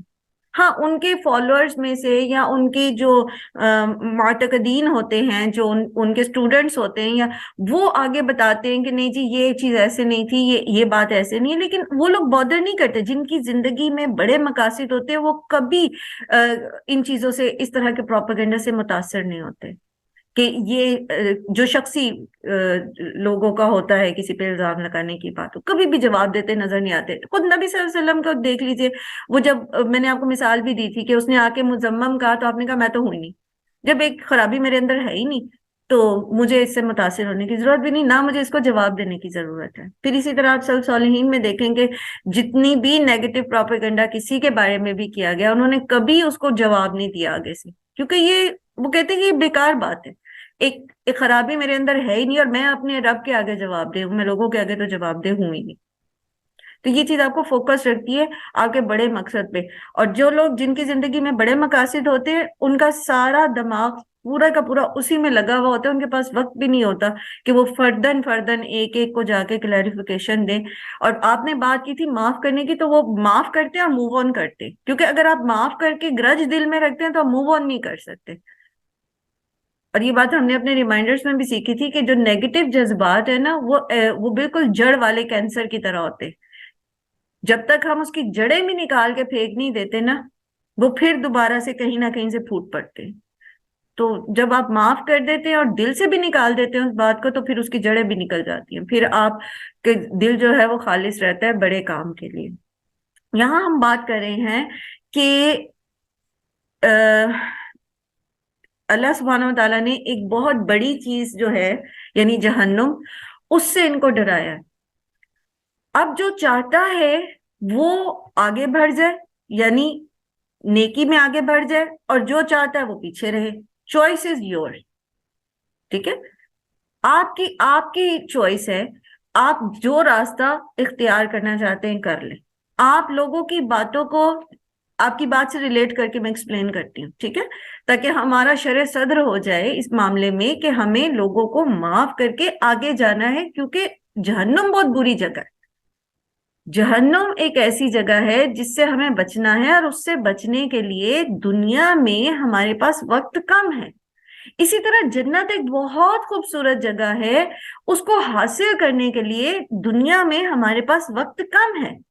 تو اگر ہم اس طرح کی چیزوں میں الجھے رہیں گے، اس طرح کی باتوں کو لے کے بیٹھے رہیں گے، تو پھر ہم وہ بڑے کام نہیں کر سکیں گے جو ہمیں آگے بڑھاتے ہیں جنت کی طرف اور جو ہمیں جہنم سے بچاتے ہیں. مثال کے طور پر اگر صبح ناشتے کی ٹیبل پر کوئی بات ہو گئی ہے اب سب اپنے اپنے کاموں میں چلے گئے. مردوں نے جا کے آفس کے کام میں لگ جانا ہوتا ہے, انہیں یاد بھی نہیں رہتا کہ میں گھر میں کیا کہہ کے آیا ہوں. ٹھیک ہے, کیونکہ ان کے پاس ایک مقصد ہوتا ہے, انہوں نے وہ آفس کا کام توجہ سے کرنا ہوتا ہے. لیکن خواتین جن کی زندگی میں بڑے مقاصد نہیں ہیں, اور انہوں نے اٹھ کے وہ برتن اٹھانے ہیں اور جا کے انہوں نے برتن دھونے ہیں, ان کے دماغ میں وہ ساری چیزیں چلتی رہیں گی, اور شیطان اس کو ہوا دیتا رہے گا, اور پھر اس میں وہ شیطان جو ہے وہ کسی اور کے پاس جا کے پھونک مارے گا اس کے کان میں, وہ آپ کو کال کر لے اور آپ وہ باتیں اس سے کریں, اور وہ سارا دن اسی چک چک بگ بگ میں گزر جائے گا, پراگندہ دماغ, اور وہ جڑیں پکڑتا جائے گا اندر آپ کے. اور رات کو جب وہ واپس آئیں گے, مرد حضرات واپس آتے ہیں, تو وہی باتیں پھر آپ ملٹی پلائی کر چکے ہوتے ہیں اپنے دماغ میں, فساد جو ہے, اور وہ آپ اگل دیتے ہیں, اور پھر ایک نیا جو ہے وہ ایک مسئلہ پڑ جاتا ہے, اور پھر وہ کہیں کی کہیں باتیں جاتی ہیں, اور آپ کی نمازیں خراب, آپ کے پاس قرآن یاد کرنے میں آپ کا دل نہیں لگ رہا, آپ قرآن کلاس میں نہیں آ رہے کہ جی مجھے ڈپریشن ہے, مجھے پریشانی ہے. تو اسی لیے ہم نے پیچھے بھی پڑھا تھا نا کہ زندگی کا بڑا مقصد جنت الفردوس اعلیٰ کا حصول وہ رکھیں آگے. جب وہ رکھیں گے تو کسی کو معاف کرنا مشکل نہیں لگتا, کسی دشمن کو جا کے بھی مدد کرنا مشکل نہیں لگتا, کیونکہ ہماری زندگی میں ایک بہت بڑا مقصد ہوتا ہے. ٹھیک ہے, یہی یہاں میم ذرا میرا کوشچن سنیں. جی جی آج کل نا یہ جو ہے نا اوروں کی بات چھوڑیں, یہ تو اپنوں میں آ گیا ہے نا, گھر میں سب چیز آ گیا ہے نا. گھر والے پریشان کرتے ہیں, گھر والے تنگ کرتے ہیں, اور اتنا مطلب ہے باتیں کرتے ہیں, تو پھر بندے کو ڈپریشن ہو جاتا ہے, اور دل میں بھی جیسے کینہ آ گیا یا بغض آ گیا, اسی طرح چیز آ جاتی ہے کہ یا اللہ یہ کیا ہو رہا ہے, کہ کیا تماشا ہے. تو میں تو اتنا مطلب ہے ٹینس ہوتی ہوں کہ میں کس طرح مینٹین کروں. تو اللہ کا ڈر خوف بھی بہت ہے مجھے, تو میں پھر مجھے بہت ڈپریشن ہو جاتا ہے. دیکھیں, پھر اتنا یہی حل مشکلوں آپ سے کو میں نماز پروین, پڑھتی ہوں, اتنا مشکلوں سے. جی جی یہی میں آپ کو بتا رہی ہوں جی پروین, میں آپ کو یہی بتا رہی ہوں کہ جی شیطان چاہتا ہی یہی ہے کہ ہم ڈپریشن یہی میں رہیں. بات ہے, ٹھیک یہی ہے, ہمارے دماغوں میں گھس گیا ہے. یہ اس کو نکالنا اتنا مشکل ہو یہ گیا ہے. نکل میں آئے تو گا. پڑھ پڑھ کے اتنا پاگل ہو جاتی ٹھیک ہے, ہوں, پڑھ پڑھ کے اللہ سے دعا مانگ مانگ کے 1 سال ہو گیا ہے مجھے. میں آپ کو ایک بات یہی بتا رہی ہوں. دیکھیں, جی قرآن جی ہمیں, ہم پھر موضوع سے سائڈ پہ ہو جائیں گے. قرآن ہمیں یہی حکمتیں سکھاتا ہے کہ ہم نے کس طرح جی معاملات سے نمٹنا ہے. اور سبحان اللہ, اس یہی تو پورے ہے, سب کچھ کا چلے پتہ آپ بھی میں سے ہے, کوئی, سب کچھ کا پتہ ہے, پھر بھی وہ وقت لگتا ہے پروین. آپ دیکھیں, کوئی بھی جو مرض اچھا. ہوتا ہے نا ہمارے اندر, مثال کے طور پر ہمیں جی ٹائیفائڈ ہو گیا, ٹھیک ہے, خدا نہ خواستہ جی جی جی ٹائیفائڈ ہو جی گیا, ٹائیفائڈ کے جرثومے ہوتے ہیں, ٹھیک ہے, ان کا ایک لائف سپین ہوتا ہے. جی ٹھیک ہے, وہ لائف جی جی سپین اپنا دور پورا, اپنا لائف سائیکل پورا کرتے ہیں نا, پھر وہ ختم ہوتے ہیں. جو میڈیکیشن ہوتی ہے, جو ہمیں دوائی دی جاتی ہے, وہ اس لیے دی جاتی ہے کہ جی جی اس سے جرثومہ کمزور ہو جائے گا اور وہ ہمارے جسم کو نقصان نہیں پہنچا سکے گا. اسی طرح جی جی جب انسان کی ایک فطرت ہے, جب اس کے خلاف ایک بات کی جاتی ہے تو وہ متاثر ہوتا ہے. ٹھیک ہے, کیونکہ انسان ہے نا, جی متاثر ہوں گے. کسی نے جی آپ کے اوپر بہتان لگا دیا, آپ کے اوپر الزام لگا دیا, آپ پریشان ہوں گے, یار میں تو ایسا ہوں ہی نہیں, اور میں نے تو یہ کیا ہی نہیں, اور یہ مجھے بندہ کہہ کے کیا چلا گیا, ہوں گے نا. اب وہ اپنی جگہ وہ جی جرثومہ موجود ہے, وہ وہ آپ کو تنگ کرے گا, لیکن قرآن آپ کو وہ حکمتیں سکھاتا ہے جس سے وہ چیز جو آپ کے اندر ڈال گیا ہے, کان کے ذریعے وہ جراثیم آپ کے اندر کوئی ڈال گیا ہے, وہ کمزور ہو جائے گا جراثیم, اور وہ آپ کو نقصان نہیں دے گا, پھر آپ ڈپریس نہیں ہوں گے. انشاءاللہ اور وہ وقت جو انشاءاللہ ہے, وقت لگے گا اس چیز کو آپ کے اندر, لیکن یہ کہ جیسے جیسے دوائی ملتی رہے گی قرآن کے ذریعے, وہ اسی کان کے ذریعے قرآن آپ کے اندر جاتا جائے گا, وہ اس جرثومے کو کمزور کرتا رہے گا, اور وہ پھر بالآخر ختم ہو جائے گا. لیکن اس میں وقت لگے گا, یہ جادو کی چھڑی نہیں ہوتی, اور جادو بھی دیر پا نہیں ہوتا, وہ صرف آنکھوں کا دھوکا ہوتا ہے, جی لیکن وقت لگتا ہے. جی اچھا, جی میں آپ لوگوں میں بس سے جو آپ لوگ, نیک لوگ دعاؤں میں شامل رکھیے گا. آپ نیک ہیں, ہم سب ایک اللہ کا دوسروں کو ذکر دعا فکر میں یاد کرنے رکھتے والے ہیں. ہیں. اللہ تعالیٰ آسانیاں نصیب میرے کرے. لیے اور خصوصی ایک, طور پہ میں اس لیے انشاءاللہ میم انشاءاللہ میرا جوائن بھی کیا ہے یہی یہ تھا. ابھی پروگرام کہ میں تھوڑا سا ٹھیک ہو موضوع جاؤں, سے اس ہٹ کے بیماری ہو سے رہا ہے. نکلوں, اس سے باہر نکلوں. انشاءاللہ, آمین. آپ کوشش کریں گی نا پروین, آمین. ایک چیز جو ہم نے سیکھی ہے قرآن کے ذریعے, وہ قرآن ہمیں یہی بتاتا ہے. اس آیت کو بھی اگر آپ دیکھیں نا, تو اللہ تعالیٰ فرمانے ہیں, لمن شاء منکم ان یتقدم او یتأخر, جو تم میں سے چاہتا ہے, آپ ایک دفعہ اس میں سے نکلنا چاہیں گے نا, डिप्रेशन में जो लोग होते हैं, हम उनको हमेशा ये एडवाइस करते हैं कि at the very first stage अपने आप से वादा करें कि मैंने इसमें से निकलना है। जब आप खुद डॉक्टर भी मरीज को ये कहता है ना कि आपकी जो सेल्फ इम्यूनिटी है, जो आपकी विल पावर है, जब वो आपके अंदर होगी तो आप जल्दी सेहतयाब होंगे। ठीक है, तो इंशाल्लाह ये आपने खुद डिसाइड करना है कि आप आगे निकलना चाहती हैं, इस सिचुएशन से निकलना चाहती हैं, या फिर आप इसी में रहना चाहती हैं। एक दफा आप डिसीजन ले नहीं, लें, उसके बाद फिर आखिरत की तैयारी करनी कान को है, पकड़ लें। कब्र रोशन करनी है, बस यही मेरे अंदर एक जज्बा है। आमीन आमीन। अल्लाह ताला हम सब की कब्रों को जो है वो मुनव्वर रखें और कुरान को बेहतरीन खूबसूरत साथी की शक्ल में हमारे साथ वहां पर बनाए। बस ये काम आप लोगों ने करना है। जितनी भी बहनें हमारे साथ पहले से एडेड हैं या अब आई हैं या आगे आएंगी, आप ये मैसेज उनको भी कन्वे करें कि आपने जब तक ये जो लास्ट रिमाइंडर था हमारा लिविंग पॉजिटिवली वाला पूरा महीने का, वो भी यही था। अगर आप निकलना चाहते हैं अपनी जिंदगी के अंधेरों से, तो आपका हाथ पकड़ा जा सकता है, फिर हम आपकी मदद कर सकते हैं उन अंधेरों से निकलने। खुल गई और अगर आप निकलना ही नहीं चाहते उस चीज से, आप रहना चाहते हैं उसी में, और वो अंधेरे कोई भी हो सकते हैं, जहालत के भी हो सकते हैं, शिर्क के भी हो सकते हैं, रवायात के भी हो सकते हैं, और इसी तरह ये भी हो सकते हैं, डिप्रेशन के भी हो सकते हैं। तो अगर आप निकलना चाहते हैं तो ये कुरान आपको निकाल लेगा। लेकिन अगर आप निकलना ही नहीं चाहते और आप पिक एंड चूज करना चाहते हैं, अच्छा ये हुक्म तो ठीक है, मैंने सीखा है कुरान में, ये तो मैं लूंगी, और ये तो मुझे नहीं वारा खाता, और ये तो मैं नहीं कर सकती, तो फिर नहीं आप निकल सकते। वंस डिसाइड दिस कि आप अंधेरे से रोशनी की तरफ आना चाहते हैं, क्योंकि अल्लाह वलियुल्लज़ीना आमनु युखरिजुहुम मिनज़्ज़ुलुमाति इलन नूर। जो लोग उर्वतुल वुस्का पकड़ लेते हैं, अल्लाह का दामन पकड़ लेते हैं, कुरान की को अल्लाह की रस्सी को पकड़ लेते हैं, अल्लाह ताला का वादा है वो उन्हें अंधेरों से नूर की तरफ लेकर आ जाते हैं, वो निकल आते हैं बिलाखिर। लेकिन उसके लिए फिर यही है कि पिक एंड चूज नहीं चलेगा। डॉक्टर दवाई देता है ना, तो आप कहेंगे जी ये 2 गोलियां तो मैं खाऊंगी, ये 3 गोलियां या 1 गोली ये नहीं मैं खाऊंगी, तो फिर वो पूरा एक पैकेज डील होती है ना, पूरा एक पैकेज होता है, एक केमिकल दूसरे केमिकल को सपोर्ट कर रहा होता है आपकी सेहत के मामले में। इसी तरह कुरान पूरे का पूरा लेना पड़ता है, उदखुलू फिस्सिल्मी काफा करना पड़ता है सेहतयाब होने के लिए, अंधेरों से रोशनी में आने के लिए।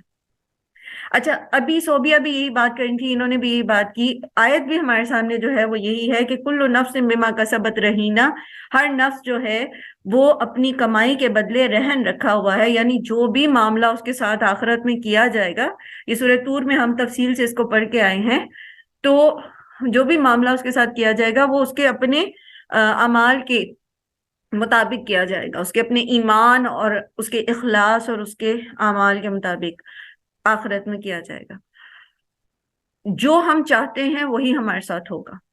ठीक, आप में से जो लोग शुरू से हमारे साथ हैं, उनमें से अगर कोई अपना जाती तजर्बा शेयर करे कि किस तरह कुरान सीखने से, कुरान को अपनी जिंदगी में शामिल करने से वो डिप्रेशन से निकल आए किसी भी लेवल पर, तो मेरा ख्याल है बाकी बहनों के लिए वो बहुत मोटिवेटिंग होगा। जी जी जी रूज। अस्सलाम वालेकुम वरहमतुल्लाहि वबरकातुहू। वालेकुम अस्सलाम वरहमतुल्लाहि वबरकातुहू। मैम, मैं ये बताना चाहूंगी, आपको पता है ना मैंने आपसे जी पर्सनली जी मैसेज जी, करके डिस्कस बिल्कुल किया आप था। बिल्कुल पर्सनल मैटर्स पे नहीं जाएंगे, सिर्फ आप उसको जो है वो जी जी लुबाब बयान कर। जी, आपने मुझे बताया, समझाया। अब मेरे माइंड में ना बस यही बात होती है कि अगर कोई मेरे खिलाफ या कोई बात, पहले मैं बहुत ज्यादा ना वो परेशान हो जाती थी, रोने लग जाती थी कि मेरे खिलाफ ये बात क्यों की है इसने, मैंने तो कुछ नहीं कहा, ऐसे ऐसे। तो अब ना मुझे जब कोई बात करता है ना तो मुझे हंसी आने लग जाती है कि मैंने तो की नहीं है। तो अगर वो कर रहे हैं तो उन्हें उसका अजर और गुनाह सवाब मिलेगा, मैं करेंगे तो मुझे मिलेगा, मैं क्यों करूं। तो अल्हम्दुलिल्लाह मेरा, अल्हम्दुलिल्लाह अल्हम्दुलिल्लाह बहुत ज्यादा जो डिप्रेशन खत्म ही हो गया है। अब मुझे और हंसी आती है बातों पे। आपको सुकून मिलता है ना, फिर जी आपको बिल्कुल। बजाय लोगों की बातों से तकलीफ होने के, آپ مزید اپنے آپ کو ریلیکس فیل کرتے ہیں. جی ارم کچھ جی کہنا چاہ رہی ہیں. جی ارم مختصر سا ہاں please، جی ہم باقی لوگوں کی بھی جی بات کریں. ہاں جی یہی ہوتا ہے کہ انسان جب قرآن کے ذکر میں آتا ہے نا تو وہ ٹوٹلی چینج ہو جاتا ہے. وہ انسان کو جو مایوسی ہوتی ہے کہ وہ کیا کرے گا، لیکن اللہ تعالیٰ کے جو وعدے یاد آتے ہیں جب قرآن پڑھتا ہے تو اللہ تعالیٰ کی کوئی بات جھوٹ تو نہیں ہو سکتی نا. انسان کو بہت سکون ملتا ہے جب قرآن یہ کی طرف آتا ہے تو اس کی زندگی بہت زیادہ آسان ہو جاتی ہے الحمدللہ. آج پڑھیے جو الحمدللہ. آپ اچھا آپ معراج خالد آپ کا مائک بار بار آن ہو رہا ہے، پلیز اس کو میوٹ رکھیے گا. میرا خیال ہے میں نے ارم کا مائک میوٹ کر دیا غلطی سے، میں وہ کری تھی. اچھا ارم نے بھی اپنا اور کوئی شیئر کرنا چاہتا ہے؟ فروا آپ نے ہینڈ ریز کیا تھا، کس طرح قرآن کو اپنی زندگی. اچھا ایک بات یاد رکھیے، یہ جو اللہ سبحانہ تعالیٰ کا فرمان ہے الا بذکر اللہ تطمئن القلوب، ٹھیک ہے، تو پھر ذکر کو یاد رکھیے کہ ذکر جو ہے وہ صرف زبان کا ذکر نہیں ہوتا. ہاں زبان کا ذکر بھی سکون دیتا ہے آپ کو. جیسے آپ صلی اللہ علیہ وآلہ وسلم جب شدید پریشانی میں ہوتے تھے تو آپ صلی اللہ علیہ وسلم پڑھا کرتے تھے کہ اللہ اللہ ربی لا اشرک بہ شیئا، ٹھیک ہے. تو اس میں وہ صرف زبان سے نہیں ادا کرتے تھے اس کو، وہ تھاٹ فلی یہ کہتے تھے کہ کوئی تکلیف یا پریشانی ہے نا تو اللہ ہے نا، اللہ ہے اور اللہ کے ساتھ میں کسی کو شریک نہیں کرتا تو وہ خود ہی سنبھال لے گا. ٹھیک ہے، تو اللہ اپنی پریشانیاں آپ اللہ کے سپورٹ کرتے تھے اور اللہ تعالیٰ پھر بندے کی پریشانیوں کو سنبھال لیتے. جب آپ اللہ پہ بھروسہ کرتے وہ آپ کو کبھی اکیلا نہیں چھوڑتے. تو جب ذکر کی بات آتی نا، جیسے بھی پروین نے بھی کہا میں اتنا پڑھتی ہوں یا میں ذکر کرتی ہوں، تو یہ جو ذکر ہے نا اس کو تھاٹ فلی کیا جائے گا نا جب شعور کے ساتھ، پھر یہ آپ کے دل کو اطمینان دے گا، پھر وہ تطمئن القلوب ہوگا. ادروائز خالی زبان سے آپ پڑھتے جائیں گے اور آپ بولائے بولائے ہلائے ہلائے پھرتے رہیں گے. جی فروا. السلام علیکم وعلیکم ورحمۃ اللہ السلام ورحمۃ وبرکاتہ. اللہ. جی جی میم میری زندگی میں بھی بہت زیادہ جو ہے نا مطلب بہت زیادہ مشکلات تھی اور بہت عجیب فیل کرتی تھی میں. اور میں الحمدللہ میری شادی سے پہلے بھی یہی تھا کہ میں قرآن پاک کو سمجھ کے ترجمے کے ساتھ پڑھوں، کوئی پراپرلی مجھے ٹیچر ملے. الحمدللہ آپ ملی ہیں اور بہت زیادہ جو ٹینشنیں تھی نا سمجھے کہ ختم ہو گئی ہیں الحمدللہ. اور اللہ تعالیٰ کے اس ذکر میں اس طرح مطلب اپنے آپ کو ڈالا ہوا ہے نا کہ میں دنیا کی چیزیں بھول گئی ہوں. میں دنیا کی چیزوں میں پڑتی نہیں ہوں الحمدللہ. اور اللہ نے دور بھی رکھا ہوا ہے. ابھی پہلے بہت تھی، ابھی کافی مطلب جو ہے نا ٹینشن میری ڈائیورٹ ہو گئی ہے، ختم ہو رہی ہے، ابھی آہستہ آہستہ ختم ہو رہی ہے الحمدللہ. الحمدللہ. اور یہ ہوتا ہے، یہ ہم سب کا تجربہ ہے، ہم سب کا، کم و بیش، زیادہ دیر میں، جلدی، لیکن یہ ہوتا ہے، یہ ہم سب کا تجربہ ہے. جی صوبیہ آپ نے مائک آن کیا ہے. جی جی الحمدللہ. ٹیچر مجھے بھی اسی طرح کے ایک نئی جگہ پہ آئی، یہاں قرآن سے جڑی، آن لائن جو کلاس آپ کی لی، اور اللہ کی توفیق سے مجھے یہاں بھی ایک دو، مجھے تو ابھی قرآن کا کوئی لفظ سمجھ بھی نہیں آتا تھا ترجمے کے ساتھ، لیکن وہ جو اللہ کی اذن سے ہی کہ جب میں اس کے اندر گئی ہوں تو واقعی جو آپ کا ڈپریشن تھا نا وہ آہستہ آہستہ پازیٹیو کی طرف جانے لگ گیا. تو اب ایسے ہوتا ہے کہ بس یہی کام ہے، جیسے آپ کہتی ہیں فون نہیں سننا، یہ ٹائم پورا اس کے لیے مختص کیا ہوتا ہے تو سکون ملتا ہے. بالکل اٹس الحمدللہ. ٹونک.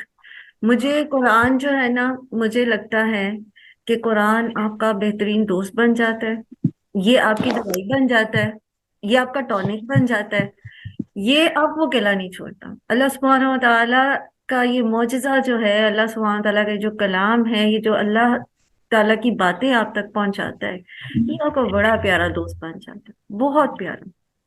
اور آپ میم ایک بات یہ بھی ہے، جب آپ یہ چیز جاری کرتے ہیں نا ساتھ تھوڑے سے ہرڈلز بھی آپ کو پیش آتے ہیں، وہ تو آئیں وہ گے، بھی اللہ تعالیٰ اوور کم کران. جی وہ تو آئیں گے، وہ تو آئیں گے، وہ تو اللہ تعالیٰ نے پہلے بتا دیا ہے کہ تم نے سمجھ لیا کہ لا الہ الا اللہ کہہ دیا ہے تو تم آزمائے نہیں جاؤ گے. یہ قرآن تو وہ چیز ہے جو پہاڑوں پر نازل کر دی جاتی تو وہ اللہ کی خشیت سے دب جاتے. تو آزمائشیں تو آئیں گی، لیکن مومن کے لیے وہ آزمائش بھی گویا ایک اجر بڑھانے کا ذریعہ ہوتا ہے. جیسے ابھی ہم نے پڑھا، ان کا ایمان اور زیادہ ہو جاتا ہے. وہ تکلیف بھی، وہ بیماری، وہ پریشانی، وہ دکھ، وہ ہر چیز پھر اس کو ڈپریشن میں لے جانے کی بجائے مومن کو اس کا اجر اور بڑھا دیتی ہے. اللہ کے رسول صلی اللہ علیہ وسلم نے فرمایا نا کہ مومن کا معاملہ عجیب ہے. مومن کا معاملہ عجیب ہے، جب اس کو کوئی تکلیف پہنچتی ہے تو وہ صبر کر کے اجر کماتا ہے، جب اس کو کوئی نعمت ملتی ہے تو شکر کر کے اجر کماتا ہے، اور یہ نہیں ملتا مگر یہ کہ صرف مومن کو۔ اور مومن کیا ہوتا ہے یہ اصل میں ابھی تک ہمیں سمجھ نہیں آئی۔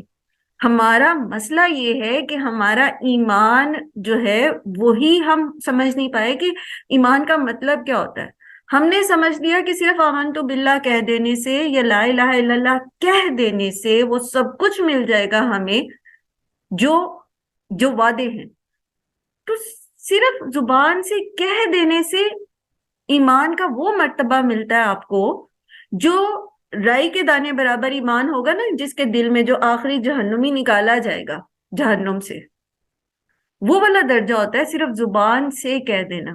باقی تو ایمان جو ہے وہ دل کا معاملہ ہے، دل میں آپ کے ایمان کیسا ہے۔ وہ جیسے سورہ حجرات میں بھی آپ نے پڑھا نا کہ بدو جو آ کے کہتے ہیں ہم ایمان لے آئے، تو اللہ تعالیٰ نے فرمایا کہ ان سے کہیے کہ تم یہ نہ کہو کہ تم ایمان لے آئے، بلکہ کہو کہ تم نے اسلام قبول کر لیا، ایمان تو ابھی تمہارے دلوں میں اترا ہی نہیں۔ تو اللہ پر ایمان، اور سورہ نساء میں ہم نے پڑھا کہ اللہ سبحانہ وتعالیٰ فرماتے ہیں یا ایھا الذین آمنوا آمنو، اے لوگوں جو ایمان لائے ہو ایمان لے آؤ۔ یعنی آپ نے کہہ دیا لا الہ الا اللہ تو اب سمجھو کہ یہ ہے کیا۔ تو یہ جو ہمارے مسائل کا حل ہے نا، یہ جو ہمیں ڈپریشن سے ہم نکلنا چاہتے ہیں، یہ جو ہم پریشانیوں سے میں صابر بننا چاہتے ہیں، بڑے اجر کمانا چاہتے ہیں، تو یہ اسی وقت ہوگا جب ہم شعوری ایمان لائیں گے، قرآن پر بھی اور اللہ کی ذات پر بھی، اور سبحان اللہ نبی صلی اللہ علیہ وآلہ وسلم پر بھی۔ جب ہم شعوری ایمان لائیں گے تبھی ہم جو ہے وہ سارے وہ اجر اور انعام، اور وہ جسے ہم سلف صالحین کا پڑھتے ہیں نا، اپنی جنت ساتھ لیے پھریں گے انشاءاللہ، انشاءاللہ، آمین۔ میم اس لیکچر کے دوران میری میڈ آتی تھی، نہیں وہ اتنا جھوٹ بولتی تھی، اور میرے پاس اس نے اتنی تبدیلی اس کے اندر آئی، یہ لیکچر میں نے لگایا ہوتا تھا اور وہ کام کرتی تھی کہ سب لوگ حیران ہیں کہ اس میں اتنی تبدیلی کیسے آ گئی۔ سبحان اللہ، ماشاءاللہ، الحمدللہ۔ اب دیکھو، اب اگر آپ نہ لیتے کلاس، ٹھیک ہے، نہ آپ آن کرتے مائک، اپنا اسپیکر آن نہ کرتے، اس تک خیر ہی نہیں پہنچنی تھی۔ سبحان اللہ۔ تو یہ ہماری چھوٹی چھوٹی سی کوششیں ہیں، ہماری تڑپ ہے کہ ہم جب کچھ کرنا چاہتے ہیں تو ہم کر پاتے ہیں، اور یہی اللہ تعالیٰ نے بتا دیا آپ کو کہ لمن شاء منکم ان یتقدم او یتأخر۔ آپ کرنا چاہو گے آپ کے لیے اللہ تعالیٰ اسباب پیدا کر دیں گے، آپ نہیں کرنا چاہتے، ایک ہوتے ہم دل سے کوئی کام کرنا چاہتے ہیں، ٹھیک ہے، جیسے ہم نے لاسٹ کلاس میں بات کی اپنے بڑے ٹارگیٹس رکھنے کی، ایک ہوتا ہے کہ ہم نے کہہ دیا ٹھیک ہے جی ہم کریں گے، لیکن اندر ہی اندر جو ہے نا وہ سستی بھی ہے، اور یہ بھی اور وہ بھی، اور کیسے ہوگا، اور چھوڑو پرے، اور یہ اور وہ، اور اس کی بات سے متاثر اور اس کی بات سے متاثر، اور ایک ہوتا ہے نہیں میں نے یہ کرنا ہے۔ تو آپ کی نیت اور آپ کا ارادہ ہر معاملے میں وہ بہت میٹر کرتا ہے، بہت میٹر کرتا ہے آپ کو، آپ کے لیے راہ متعین کرنے میں، کہ اگر ہم چاہیں تو ہم اپنی زندگی کے اندھیروں سے روشنی کی طرف آ سکتے ہیں قرآن کریم کے ذریعے، اور پھر جو چاہتا ہے وہ آگے کی طرف بڑھ جاتا ہے ایمان میں، اپنے نیک اعمال میں، اور جو نہیں چاہتا وہ شرک اور کفر اور منافقت میں رہنا چاہتا ہے، یا وہ اگر مسلمان ہے تب بھی وہ اپنی مرضی کی زندگی گزارنا چاہتا ہے، وہ پیچھے رہنا پسند کرتا ہے، تو پھر اس کو زبردستی اللہ تعالیٰ آگے نہیں لے کر آتے، کیونکہ کل نفس بما کسبت رہینہ، جس نے جو کمائی کی ہے، جو جس کے اعمال ہیں اسی کے مطابق اس کی نفس جو ہے، اس کی جان جو ہے وہ اللہ تعالیٰ کے پاس رہن ہے، ویسا ہی اس کا معاملہ اس کے ساتھ کیا جائے گا۔ جو اللہ اصحاب الیمین، سوائے دائیں ہاتھ والوں کے، اور دائیں ہاتھ والے کون ہیں؟ جن کے لیے جنت کا فیصلہ ہو گیا، ان کے دائیں ہاتھ میں پکڑا دیا جائے گا ان کا نامہ اعمال، اور سورہ واقعہ میں ہم اس کو تفصیل سے پڑھ کے آئے کہ دائیں ہاتھ والے کون ہوتے ہیں۔ انہوں نے اپنی جو جانیں ہیں وہ اپنی وہ آزاد کرا لی ہیں، وہ جو رہن پڑی ہوئی تھی ان کی جانیں اللہ تعالیٰ کے پاس، تو وہ اصحاب یمین جو ہیں انہوں نے اپنے ایمان اور اپنے اعمال صالح کے ذریعے اس کو آزاد کرا لیا۔ فی جنات یتساءلون، باغات میں ہوتے ہیں وہ جنتوں کے، اور وہ سوال کر رہے ہوں گے عن المجرمین، مجرموں سے۔ جنت اور جہنم کے بیچ میں بہت بڑا فاصلہ ہونے کے باوجود ہمیں پتہ ہے، ہم قرآن میں بارہا یہ چیزیں پڑھ کے آئے، سیکھ کے آئے، اور اللہ سبحانہ وتعالیٰ کی قدرت سے یہ چیز بعید نہیں ہے کہ جنت میں رہنے والے جہنمیوں سے کمیونیکیٹ کر سکیں گے۔ سورہ اعراف میں بھی ہم یہ پڑھ کے آئے۔ پھر اسی طرح جو ہے پیچھے بھی ہم نے پڑھا جہاں منافقین جو ہیں وہ مومنوں سے کہیں گے کہ ہمیں اپنا نور جو ہے وہ ادھار دے دو تھوڑا سا، 28ویں پارے میں 27 میں پڑھ کے آئے۔ تو وہ تو خیر اس پہ پل صراط کی بات ہے، میدان حشر کی بات ہے، لیکن یہ کہ جنتی جو ہیں وہ جہنمیوں سے کمیونیکیٹ کر سکیں گے۔ جیسے اس شخص کو جس نے اپنے ایک ساتھی کا ذکر کیا تھا کہ وہ مجھے کہتا تھا کہ کیا تمہارا بھی یقین ہے قیامت پر، تم بھی اس بات پر ایمان رکھتے ہو؟ تو اس نے کہا کہ اچھا تم دیکھنا چاہتے ہو وہ کہاں ہے؟ تو وہیں وہ جنت میں موجود تھا، لیکن اس کو وہاں جہنم کی گہرائیوں میں پڑا ہوا وہ شخص دکھا دیا گیا۔ تو آج کے دور میں، اس دور میں سبحان اللہ صحابہ کرام کا اس پر ایمان جو ہے وہ ایمان بالغیب کے بہت ہی بڑے درجے تھے۔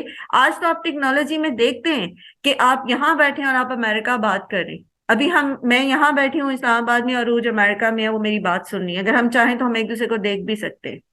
تو یہ تو مینز کے تھرو ہے نا، ذرائع کے تھرو ہے۔ تو اللہ سبحانہ تعالیٰ چاہیں، اللہ کی قدرت ہے، بغیر ذرائع کے بھی وہ جنتیوں کو جہنمی دکھا سکتے ہیں، جہنمیوں کو جنتی دکھا سکتے ہیں۔ اور قیامت کا دن تو ہے ہی یوم الحسرت، ان کو وہ جہنمی جو ہیں وہ حسرت میں مبتلا ہوں گے، پھر سارے ہمیشہ وہ حسرت میں رہیں گے کہ کاش ہم ایمان لے آتے۔ یہ ساری چیزیں ہم پڑھ کے آئے ہیں۔ تو وہ سوال کریں گے مجرموں سے، ما سلککم فی سقر، کس چیز نے تمہیں جہنم کا سزاوار بنایا، تم کیوں جہنم میں چلے گئے؟ پیچھے سورہ ملک میں بھی ہم تفصیل سے پڑھ کے آئے کہ وہ ان سے پوچھیں گے لم یاتکم نذیر، کوئی ڈرانے والا تمہارے تک نہیں آیا تھا؟ جہنم کے دروغہ پوچھیں گے کہ کیوں پہنچ گئے بھی تم جہنم میں؟ اب یہاں اس چیز کو ذرا اگر آپ فیل کر لیں نا، تھوڑا سا اس چیز کو محسوس کر لیں، ان دونوں آیات کو ذہن میں رکھتے ہوئے، الم یاتکم نذیر، کوئی ڈراوا نہیں آیا تھا تمہارے پاس؟ کسی نے تمہیں نہیں بتایا تھا سود نہ کھاؤ، کسی نے نہیں بتایا تھا بے حیائی کے کام نہ کرو، کسی نے نہیں کہا تھا جھوٹ نہ بولو، کسی نے نہیں بتایا تھا خیانت نہ کرو، کسی نے نہیں، کہیں سے تمہیں یہ باتیں نہیں پتا چلی تھی؟ اور یاد رکھیے ہمارے پاس عذر کوئی نہیں ہے، یہ وہ چیزیں ہیں جو پہلی کلاس کے نصاب میں بھی پڑھائی جاتی ہیں سوائے سود کے، کیونکہ وہ ہمیں تھوڑا گھما پھرا کے باتیں کی جاتی ہیں، لیکن پتہ ہم سب کو ہی ہوتا ہے۔ بینگ اے مسلم، مجھے یاد ہے کہ جب ہم بہت چھوٹے ہوتے تھے تب بھی ہمیں پتا تھا سود حرام ہے، شراب حرام ہے، زنا حرام ہے، سمجھ آتی تھی یا نہیں آتی تھی، لیکن ہمیں یہ پتا تھا کہ یہ چیزیں حرام ہیں۔ یہ بھی نہیں شعور تھا کہ حرام کیا ہوتا ہے، لیکن سینٹینس ہمیں پتا تھا کہ یہ حرام ہے۔ الم یاتکم نذیر، کوئی ڈراوا نہیں آیا تھا، کسی کتاب میں نہیں پڑھا، کسی اسپیکر کی زبان سے نہیں سنا تم نے، قرآن میں نہیں پڑھا، کسی نے تمہیں نہیں بتایا؟ قالوا بلا قد جاءنا نذیر، آئے تھے جی، ڈرانے والے آئے تھے، بتایا تھا، میری سہیلی نے میسج فارورڈ کیا تھا، فلاں نے بتایا تھا، آئے تھے، لیکن ہم نے مانے نہیں، ہم نے ایسی باتیں بنی ہوئی ہیں۔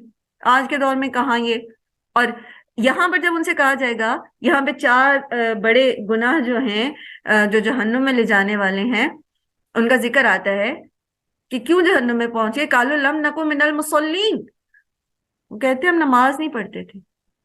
اب کوئی ان سے پوچھے الم یاتکم نذیر، کسی نے تمہیں نہیں بتایا تھا کہ نماز قائم کرنا فرض ہے؟ کسی نے تمہیں نہیں سمجھایا تھا کہ شادی بیاہ ہو، کوئی فوتگی ہو، آپ کے اللہ تعالیٰ رحم کرے، گھر کا کوئی فرد چلا گیا، آپ اس کے جنازے میں بیٹھے، نماز معاف نہیں ہے؟ کسی نے نہیں بتایا تھا؟ کسی نے نہیں بتایا تھا کہ نماز اپنے مقررہ وقت پر مومن پر فرض ہے؟ سفر میں تھے، حضر میں تھے، تمہاری اپنی شادی تھی، تم کسی شادی میں گئے ہوئے تھے، تم کسی پکنک ٹرپ پہ گئے ہوئے تھے، کچھ بھی تھا، نماز قائم کرنی تھی، کسی نے نہیں بتایا تھا؟ کیوں جی؟ بتایا تھا۔ ہم تو 4تھی کلاس سے یہ مضمون لکھتے آئے، نماز قائم کرو، نماز کی افادیت، فرائض۔ مجھے یاد ہے میری 6 کلاس کی اسلامیات کی کتاب میں تھا، ہمیں کوشچن پیپر میں اسٹل میرے میموری میں پڑا ہوا ہے کہ پیپر میں سوال آیا تھا کہ نماز کے فوائد، اور ہم نے اتنے لمبے چوڑے فوائد لکھے تھے اور اس کی فرضیت اور یہ سارا 6 کلاس میں. الم یاتکم نذیر، کسی نے نہیں بتایا تھا؟ قالوا لم نکن من المصلین، وہ کہتے جی ہم نماز ہی نہیں پڑھتے تھے. ایسے ہی تو نہیں اللہ تعالیٰ نے جہنم میں پھینک دینا نا. اللہ کو کوئی شوق ہے؟ اللہ تعالیٰ نے تو اتنے، جسے کہتے ہیں نا، وہ کسی نے کہا، کسی کا کال ہے کہ اللہ تعالیٰ نے تو بہانے دیے ہوئے کہ لو یہ بہانہ لو اور میں تمہیں معاف کروں. وضو کرو تمہارے ہاتھ پاؤں اور وضو کے اعضاء کے گناہ جھڑ جائیں گے، استغفار کر لو، یہ نیکی کر لو، تمہارے اتنے گناہ جھڑ جائیں گے، حج کر لو تم یہ ہو جائے گا. وہ تو اللہ تعالیٰ تو چاہتے ہیں تم بچ جاؤ اس انہا لعہد الکبر، اس بڑی چیز سے، یہ جہنم کی آگ سے خود بچ جاؤ. ابھی بھی ہماری کلاس میں جتنے لوگ موجود ہیں یہ آیت پڑھیں، قالوا لم نکو من المصلین، اور یہ شیئر کریں اپنے اپنے گھر والوں، اپنے بچوں، شوہروں اور اپنے عزیزوں و اقارب میں اور اپنے دوستوں کے ساتھ. نماز فرض ہے، نماز نہیں پڑھو گے نا جہنم میں جاؤ گے. پھر بندہ نماز نہ پڑھے اور پھر بتائیں کہ کوئی ہے عذر بہانہ؟ ہے کوئی عذر بہانہ کہ ہم نماز نہیں پڑھتے؟ جبکہ نماز فرض ہے اس وقت تک جب تک آپ کا دماغ جو ہے وہ کام کرتا رہتا ہے. فزیکلی پیرالائز شخص بھی ہے، اگر معذور بھی ہے، تب بھی اس کے اوپر نماز فرض. اچھا ہمیں پتہ ہی نہیں نماز فرض ہے، یہ تو پتہ ہے، اب یہ نہیں پتا تھا کہ اگر بستر پہ پڑے ہوئے ہیں، کوئی ہے ہی نہیں وضو کرانے والا، تو کیا کریں، تیمم کیسے کرنا تھا، پتہ ہی نہیں. تو کس کا قصور ہے بھائی کہ پتہ نہیں؟ کہ تمہارے گھروں میں قرآن موجود نہیں تھا جس میں تیمم کا طریقہ لکھا ہوا ہے؟ پڑھتے تھے جی قرآن. اب رمضان آئے گا نا، مقابلہ بازی ہوگی ہماری، کس نے 5 پڑھے، کس نے 10 پڑھے، اور بتائیں گے پھر ہم ایک دوسرے کو میں نے اتنے قرآن پڑھے، اور سارا دن پڑھیں گے بغیر سوچے سمجھے، میں کہتی ہوں آپ ضرور پڑھیں قرآن، لیکن 10 کی بجائے ایک دفعہ پڑھ لیں ناظرہ، اور ایک دفعہ اسے سمجھ کے پڑھ لیں خدا کے لیے، تو آپ کو وہ 10 پڑھے سے زیادہ فائدہ ہو جائے گا. ایک دفعہ سمجھ کے پڑھ لیں، اس کو سمجھ کے پڑھ لیں اور اس کو اپنی زندگی میں شامل کر لیں، اس بڑی جہنم سے، اس بری جگہ سے بچ جائیں. وَلَمْ نَكُ نُطْعِمُ الْمِسْكِينَ، اور نہ تھے ہم کھانا کھلاتے مسکین کو. مسکینوں کو ہم نے کھانا نہیں کھلانا، نہ خود کھلانا، نہ دوسروں کو موٹیویٹ کرنا. اب یہ کتنا بڑا گناہ ہے، کتنا بڑا گناہ ہے کہ انسان نہ تو خود کھانا کھلائے بھوکے کو اور نہ ہی کسی دوسرے کو کھلانے دے. اللہ تعالیٰ ہمیں معاف کرے، اللہ تعالیٰ ہم پہ رحم کرے. بھوکا کوئی بھی ہے، دیکھیں مسکین جہاں بھی آتا ہے نا، وہاں یہ آئیڈینٹیفائی نہیں کیا ہوتا کہ وہ مسلم ہے نان مسلم ہے. زکوٰۃ کے مصارف ہیں، عام صدقات، کھانا کھلانا جنت میں لے جانے کا کام ہے بلا تخصیص. بھوکے کو کھانا کھلائیں. اور پہلے بھی اس پر ہم بہت زیادہ اس پہ بات کر چکے ہیں. انشاءاللہ العزیز جو ہماری 20 دن کی ورکشاپ آئے گی اس میں یہ بار یہ باتیں آئیں گی، تو انشاءاللہ اس میں ہم پھر تفصیل سے دیکھیں گے کہ کس کس طرح ہم کھانا کھلا سکتے ہیں، ہم کیسے اس چیز کے لیے راہیں نکال سکتے ہیں کہ ہم کھانا کھلائیں دوسروں کو اور اس کو مینیج کریں انشاءاللہ العزیز. وَكُنَّا نَخُوضُ، اور تھے ہم بحث کرنے والے، مع الخائضین، بحث کرنے والوں کے ساتھ مل کر ہم بھی بحثیں کرتے تھے. اس نے یہ کہا، اس نے وہ کہا، فلانے کی یہ رائے ہے، فلانے کی وہ رائے ہے. دین کے متعلق بحثیں، آخرت کے متعلق بحثیں، اور پھر بحث برائے بحث، سیاسی بحثیں. آج کل تو دین تو چلیں کہیں ایک طرف رہ گیا، سیاست پہ بحثیں.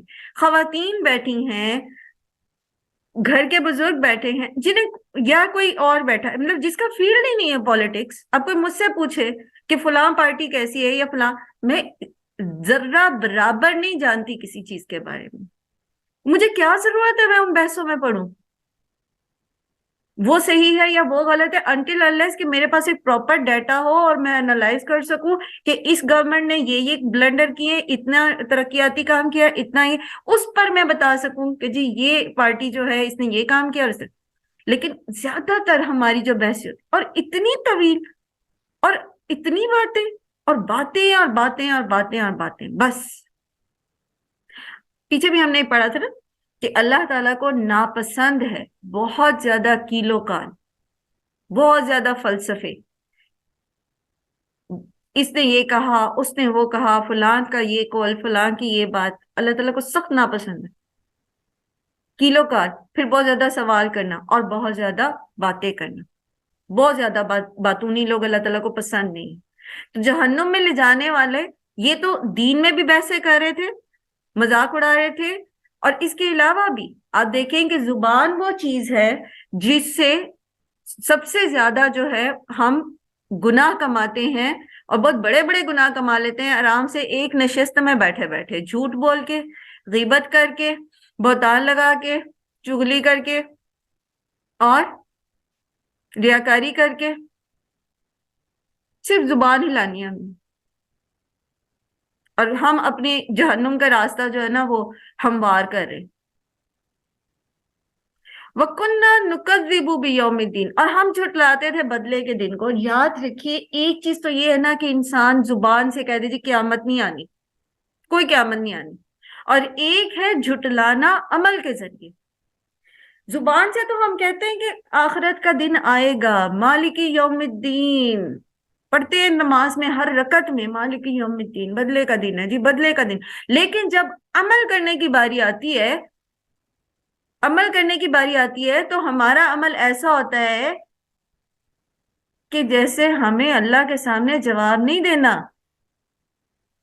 جب ہم کسی پر الزام لگا رہے ہیں، بہتان لگا رہے ہیں، کسی کا حق مارے ہیں، وراثت میں حق مارے ہیں، ہم سود پہ قرضے لے رہے ہیں یا دے رہے ہیں، ہم بے حیائی کے کام کر رہے ہیں، ہم گواہی کو چھپا رہے ہیں، ہم حق کا ساتھ نہیں دے رہے، اپنے گھر میں ہم جو ہیں وہ حق کو قائم کرنے والے نہیں ہیں. ہمیں پتہ ہے کہ بیٹا غلط ہے، ہم پھر بہو کو دبا رہے ہیں. ہمیں پتہ ہے کہ ماں غلط ہے، ہم پھر بھابھی کو دبا رہے ہیں، ہم اس پہ الزام لگا رہے ہیں. ہمیں پتہ ہے اور ہم حق کا ساتھ نہیں دے رہے. تو یہ کیا ہے؟ یہ آخرت کے دن کو جھٹلانا نہیں ہے کیا؟ ہمیں پتہ ہے کہ ہم اپنے الفاظ سے دوسرے کو تکلیف دے رہے ہیں. ویسے ہم کہتے ہیں کہ اللہ تعالیٰ مالک یوم الدین ہے، آخرت کے دن کا مالک ہے، اور وہ بدلہ دے گا، اور بدلہ بھی کیسا دے گا. ہمیں پتہ بھی ہے کہ ثوابہ برابر بھی جس کا عمل ہوگا، ذرے کے برابر بھی نیکی یا برائی وہ سامنے لائی جائے گی، پھر اس کے مطابق بدلہ دیا جائے گا. ہمیں پتہ ہے، پر جب ہم عمل کرنے لگتے پتہ نہیں کدھر چلا جاتا ہے وہ سارا علم ہمارا. اللہ تعالیٰ ہم پہ رحم کرے، اللہ تعالیٰ ہم پہ رحم کرے. اللہ تعالیٰ ہمیں جو ہمیں علم دیا ہے، ہم اللہ سے دعا کرتے ہیں اللہم انفعنا بما علمتنا، اللہ تعالیٰ آپ ہمیں نفع دے اس علم کے ذریعے جو آپ نے ہمیں دیا ہے، ورنہ کوئی فائدہ نہیں اس علم کا. اللہ تعالیٰ ہم پہ رحم کرے، اللہ ہمیں معاف کرے. ہم عملاً یوم الدین کو جھٹلاتے ہیں، عملاً. اللہ تعالیٰ ہم پہ رحم کرے. حتیٰ آتانا الیقین، یہاں تک کہ وہ یقینی چیز یعنی موت ہم تک آ گئی. یہ جہنمی کہہ رہے ہیں ان کی یہ 4 گناہ ہیں. نمبر 1 کیا؟ کہ نماز قائم نہیں کرتے تھے. نمبر 2 یہ کہ مساکین کو کھانا نہیں کھلاتے تھے. اور اس میں حقوق اللہ اور حقوق العباد، اگر آپ اس کو 2 بریکٹیں بنا لیں تو یہ دونوں چیزیں اس میں آ جاتی ہیں، حقوق اللہ بھی اور حقوق العباد بھی. پھر یہ کہ اللہ اور اس کے رسول کی تعلیمات میں ہم بحثیں کرتے تھے، اور ہم قیامت کے دن کو نہیں مانتے تھے، یہاں تک کہ موت آ گئی اور ہر شخص کی موت کے ساتھ اس کی قیامت شروع ہو جاتی ہے اور ہمیں پتہ چل گیا. فما تنفعهم شفاعت الشافعین، تو ایسے لوگوں کے کچھ کام نہیں آئے گی سفارش کرنے والوں کی، جو شفاعت کریں گے بھی قیامت کے دن. تو اس کا طریقہ کیا ہے شفاعت کا؟ کون کر سکے گا؟ جس کو اللہ تعالیٰ اجازت دیں گے، جس کے لیے اجازت دیں گے اتنی ہی وہ شفاعت کر سکے گا. تو جس کو اللہ نے جہنم میں پھینکنا ہے تو کسی کی شفاعت کام نہیں آئے گی اس دن. فما لہم عن التذکرۃ معرضین، تو کیا ہے انہیں نصیحت سے یہ منہ موڑتے ہیں. کأنہم حمر مستنفرہ، گویا کہ وہ گدھے ہیں سخت بدکنے والے.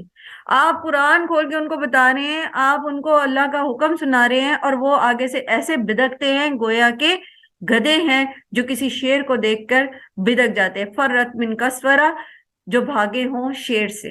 کبھی دیکھی آپ نے ایسی ڈاکومنٹری، جب شیر آتا ہے تو کس طرح وہ زیبرے جو ہوتے وہ بھاگتے جنگلی، کیسے وہ دوڑے ہوتے. تو جب ان کو نصیحت پیش کی جاتی ہے، ان کو اللہ رسول کی بات بتائی جاتی ہے، ان کو صحیح حق بتایا جاتا ہے، تو یہ نفرت سے، تنفر کے ساتھ ایسے بھاگتے جیسے گدھا شیر کو دیکھ کے بھاگتا ہے. بل یریدو، بلکہ چاہتا ہے، کل امرئ منہم ان یؤتی صحفا منشرہ، کہ ان میں سے ہر ایک دیا جائے صحیفے کھلے ہوئے. یعنی ان میں سے بجائے اس کے کہ یہ قرآن کے ذریعے نصیحت قبول کرے، ان قریش کے سرداروں کا مطالبہ یہ ہے کہ ہمارے نام اللہ کی کھلی چٹھی آئے، ہر ایک جو ہے اس کو اللہ تعالیٰ اسی طرح کی کتاب جو ہے الگ الگ دے تو پھر ہم مانیں گے. اور پیچھے ہم بارہا مشرکین مکہ کے مطالبات جو ہیں یہ پڑھتے آئے ہیں کہ ان کا مقصد ان مطالبات میں یہ نہیں تھا کہ اگر ان کا یہ مطالبہ پورا کر دیا جائے گا تو یہ بات مان لیں گے. وہ اصل میں اپنی طرف سے بڑی دور کی کوڑیاں لاتے تھے اور ایسے مطالبات پیش کرتے تھے کہ گویا کہ وہ پورے نہیں ہو سکتے. ایک بات. اور دوسری بات یہ کہ وہ صرف مذاق اڑانے کے لیے، آپ صلی اللہ علیہ وسلم کی دعوت کو ہنسی میں اڑانے کے لیے اس طرح کی باتیں کرتے تھے. ان کا مقصد ہدایت پانا نہیں تھا. کلا، ہرگز نہیں، بل لا یخافون الآخرہ، بلکہ وہ خوف نہیں رکھتے آخرت کا. بارہا جب اب یہ آخری صورتیں چل رہی ہیں، آخری پارے آپ کے چل رہے ہیں، اور پہلا پارہ جب آپ نے پڑھا تھا اسی میں ہم نے یہ سیکھ لیا تھا کہ مفلحون جو ہیں سورہ بقرہ کی ابتدائی 5 آیات میں، مفلحون وہ ہوتے ہیں جو وبالآخرۃ ہم یوقنون، جو آخرت پر یقین رکھتے ہیں وہی فلاح پاتے، جن کو بدلے کا حساب دینے کا خوف نہیں ہوتا، جنہیں پتہ ہی نہیں ہوتا، جنہیں یقین ہی نہیں ہوتا کہ ایک دن اللہ کے سامنے ہم نے حاضر ہونا ہے، اور اس وقت کوئی ہماری مدد نہیں کر سکتا اللہ تعالیٰ سے، اللہ کے عذاب سے بچانے کے لیے، جب تک کہ اللہ کا اذن نہیں ہوگا. کوئی کسی کا وعدہ نہیں ہے کہ اللہ پکڑنا چاہے اور وہ چھڑا لے. ایسا کوئی وعدہ اللہ نے نہ قرآن میں کیا ہے، نہ اللہ کے رسول صلی اللہ علیہ وآلہ وسلم نے ہم سے یہ کوئی وعدہ کیا ہے کہ اللہ تعالیٰ پکڑنا چاہیں گے اور وہ چھڑا لیں گے. اللہ سبحانہ و تعالیٰ کے اذن سے جس کی چاہے گے وہ شفاعت کریں گے، لیکن اللہ تعالیٰ جس کے لیے اذن دیں گے اسی کی شفاعت کی جائے گی. تو جب ہم آخرت کا یا تو انکار ہی کر دیتے ہیں یا ہمارا عقیدہ آخرت درست نہیں ہوتا، تو پھر کیا ہوتا ہے؟ پھر ہمیں ہدایت نہیں ملتی، کیونکہ ہمیں یقین ہی نہیں ہے کہ اللہ تعالیٰ کس درجے پر جا کر انصاف قائم کریں گے. ہمیں یقین ہی نہیں. ہم نے اپنے لیے چور دروازے رکھے ہوئے، ہم پوری قوم کا غبن کر کے، پیسہ، سارے لوگوں کو نقصان پہنچا کے، اور ہم کہیں پر نذرانہ چڑھا دیتے ہیں، کہیں پر کسی مزار کو غسل دے دیتے ہیں، تو ہم سمجھتے ہیں بس ہمارے سارے گناہ دھل گئے. اب یہ ذمہ دار، جیسے عیسائیوں نے وہ بنا رکھا ہے نا کہ عقیدہ کہ حضرت عیسیٰ نے سولی پہ چڑھ کے سارے انسانوں کی، سارے عیسائیوں کے گناہوں کا کفارہ دے دیا.